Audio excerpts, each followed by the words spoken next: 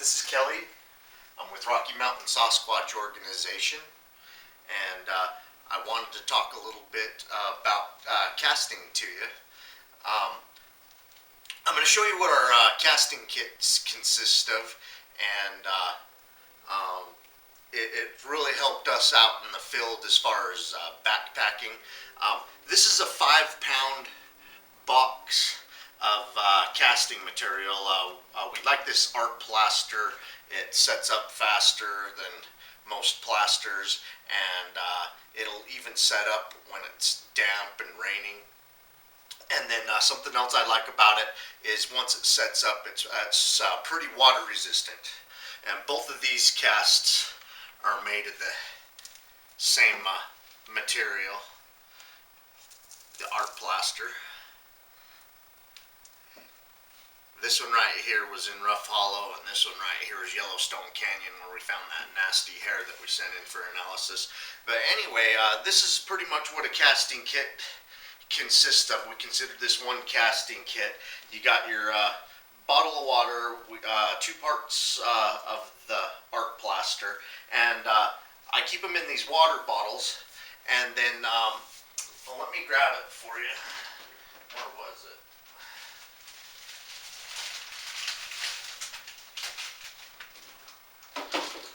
I like to put both bottles inside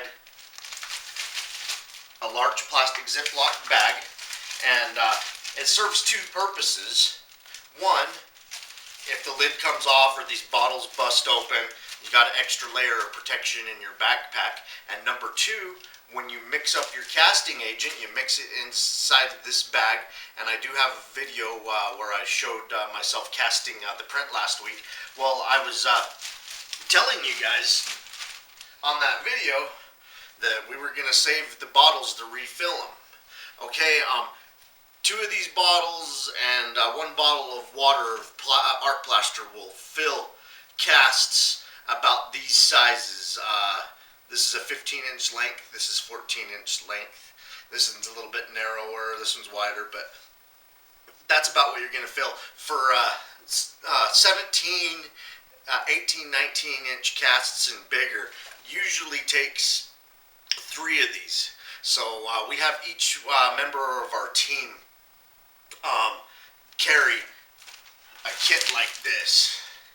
And so if we do find those ginormous footprints, we just take one of these out of the other, use a bottle and a half of water, and that usually fills it. And so that's how we do it. It's not feasible to take the whole 5 pounds. When you're backpacking, all the gear that you have to take, you know, like game cameras, flashlights, first aid kits, survival kits, plus your food and water. I mean, it's a lot of weight, so every ounce counts. So you really only want to have one of these casting kits inside of your backpack. And I'm going to show you how I make them. I just use a funnel, and of course I dry out a bottle of water, and then of course I label it with the instructions, which you really don't need. It's pretty simple to mix. But I'm almost out of this 5-gallon thing, as you can see. I'll probably only be able to make another kit or 2. But yeah, I just funnel it inside, and you'll find that this the funnel clogs up, so I just use like a pencil and get it to go. And I'm sure you guys get the idea. I'm just gonna fill one of these, and it's pretty messy. I need to lay out butcher paper or whatever. Jenny's gonna kick my butt for making a mess in her kitchen. I prefer to be out Bigfooting on a day like today, but sometimes you got to take a break from the field and let your body recuperate and get batteries for your equipment. And so once in a while we take a weekend off, but not very often.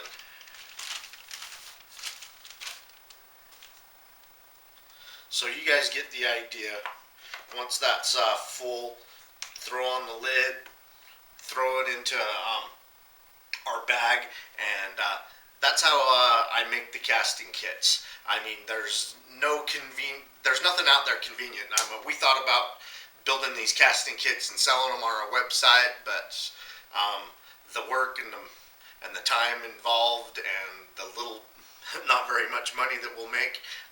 I'm just going to show you guys how to do it.